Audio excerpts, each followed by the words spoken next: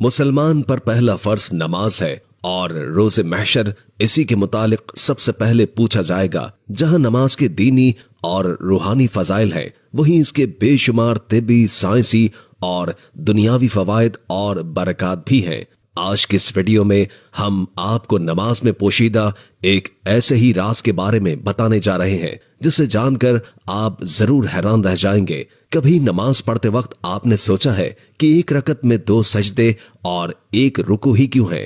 اللہ کا کوئی بھی کام حکمت سے خالی نہیں ہوتا، بس اللہ نے ہم پر نماز کا فریضہ مقرر کیا تو یقیناً اس میں بھی ہمارے لیے بے شمار حکمتیں ہیں۔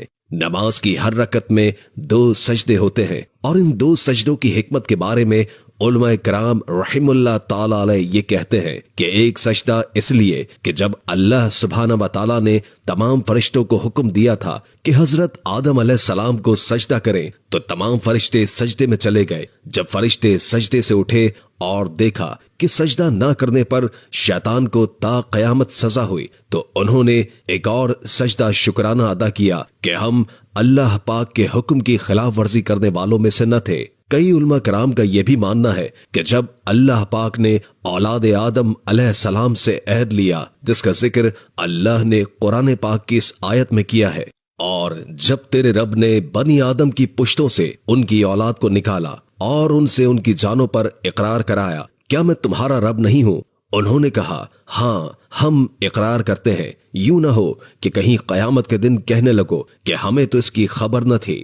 سورہ اعراف آیت نمبر 172۔ جب مسلمانوں نے سجدے سے سر اٹھایا تو دیکھا کہ کفار نے سجدہ نہیں کیا تو وہ دوبارہ اللہ پاک کا شکر ادا کرتے ہوئے سجدہ ریز ہو گئے کہ اللہ پاک نے انہیں سجدہ اول کی توفیق دی، لہٰذا نماز میں 2 سجدے فرض و لازم ہو گئے اور رکوع ایک ہی رہا۔ اب اس ایک سجدے کی انسانی زندگی میں کیا اہمیت ہے، اس بارے میں جدید سائنس کیا کہتی ہے؟ جدید سائنس کی روشنی میں انسان گوشت پوست خون اور ہڈیوں سے مرکب ایک پتلا نہیں بلکہ اس خاکی وجود کے اندر ایک نوری جوہر بھی ہے، اور ہر انسان کے اندر 3 جنریٹرز کام کر رہے ہیں۔ انسان جب نیت باندھنے کے لیے دونوں ہاتھ اٹھا کر کانوں کی جڑوں پر انگوٹھے لگاتا ہے تو ایک خاص برقی رو کان کی جڑ میں موجود باریک رگ کو اپنا کنڈنسر بنا کر دماغ کی طرف جاتی ہے اور ان خلیوں کو چارج کرتی ہے جن کو شعور نظر انداز کر رہا تھا، اور جب یہ خلیے چارج ہوتے ہیں تو دماغ میں روشنی کا ایک دھماکہ ہوتا ہے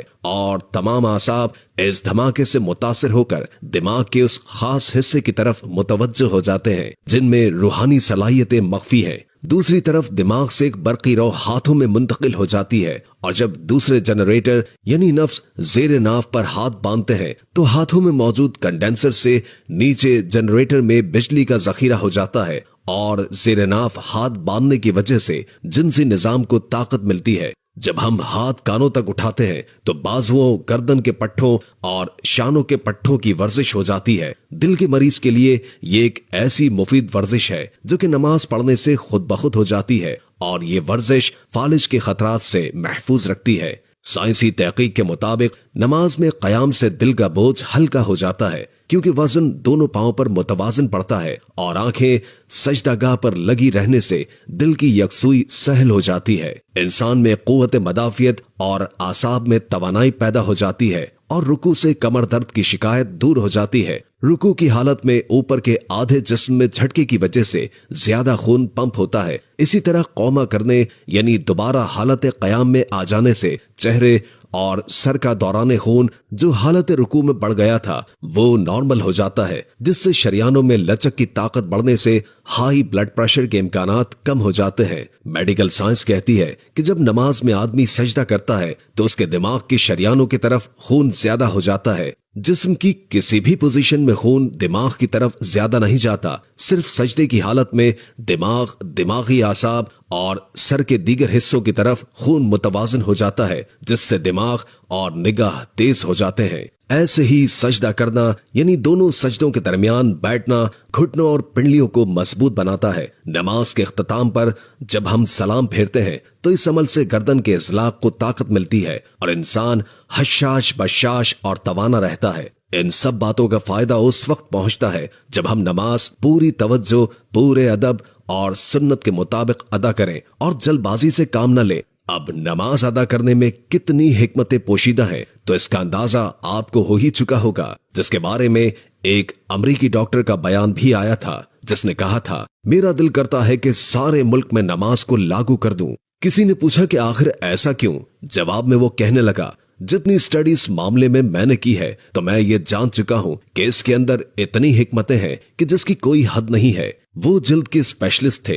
अपनी बात में वजन पैदा करने के लिए वो मजीद कहने लगे कि अगर इंसान के जिस्म को मादी नजर से देखा जाए तो इंसान का दिल पंप की मानंद इनपुट भी है और आउटपुट भी है। सारे जिस्म में ताजा खून दिल से ही निकल के जा रहा होता है और दूसरा गंदा खून दिल में साफ होने के लिए आ रहा होता है। उसने कहा कि जब इंसान बैठा होता है और खड़ा होता है तो जिस्म के हिस्से जो दिल के नीचे होते हैं उसमें प्रेशर निस्बतन ज्यादा होता है और जो हिस्से ऊपर होते हैं उनमें प्रेशर निस्बतन कम होता है। मसलन 3 मंजिला इमारत हो और नीचे पंप हो तो पानी नीचे ज्यादा जाएगा, दूसरी मंजिल तक भी कुछ पानी पहुंच जाएगा, मगर तीसरी मंजिल तक तो कुछ भी पानी नहीं पहुंचेगा। हालांकि पंप वही है, नीचे पूरा पानी दे रहा है और इससे ऊपर वाली मंजिल में कुछ पानी दे रहा है और सबसे आखिर मंजिल में पानी ही नहीं दे रहा। इस मिसाल को अगर सामने रखकर सोचें तो इंसान का दिल भी इसी पंप की मानंद है। हमारे जिस्म में दौड़ने वाले खून को पंप कर रहा होता है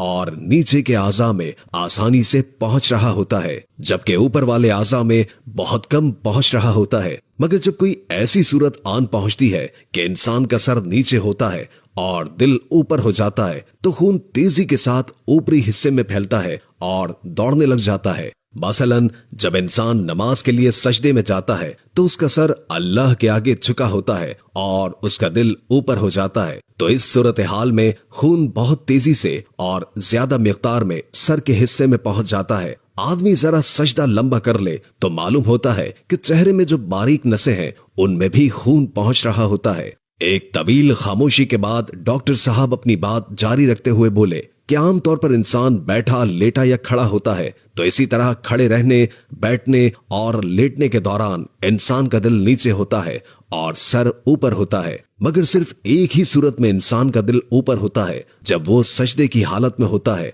और इस तरह खून अच्छी तरह चेहरे की जिल्द में पहुंच जाता है और फिर इंसान बाज जल्दी इमराज से बच जाता है। मिसाल के तौर पर दाने और कील महासों से भी निजात मिल जाती है। डॉक्टर साहब की बात सुनकर मैंने दिल में बेइख्तियार सुभान अल्लाह कहा और मैंने अल्लाह का शुक्र अदा किया कि उसने मुझे मुसलमान घराने में पैदा किया। बिलाशुबा इस्लाम एक ऐसा दीन है जिसके हर फेल और हर काम में इंसानों के लिए फायदा ही फायदा है और कुरान में बेशुमार जगहों पर अल्लाह ने नमाज का हुक्म दिया है। और जरा सोचे इस बात पर कि इतना जोर क्यों दिया गया, क्योंकि नमाज से हमारी दुनिया भी संवरती है और आखिरत भी। अल्लाह हम सबको नमाज पढ़ने की तौफीक अता फरमाए।